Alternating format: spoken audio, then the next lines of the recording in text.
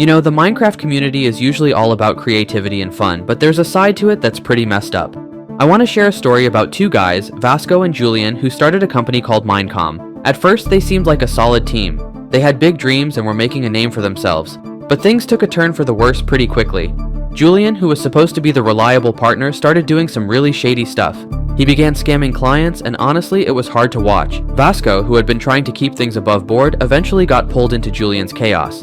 They started doing some seriously questionable things, like taking down servers like Shore SMP and flat out denying any wrongdoing. The community was outraged, and a report was even filed against them on Owners United, which is a community for only server staffs and owners.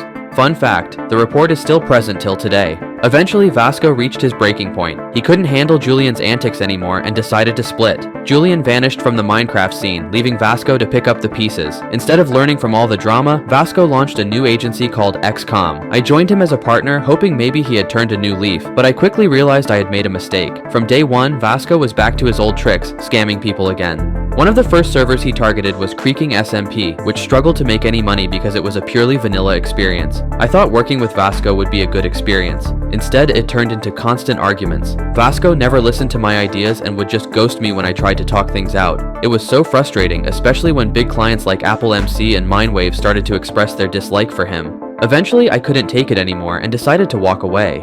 That's when the real drama kicked in. Vasko started spreading false rumors about me, claiming I had stolen his channels. The reality was that those channels were under my name and email, and I even offered to give them back. But he was too wrapped up in his own story to see the truth.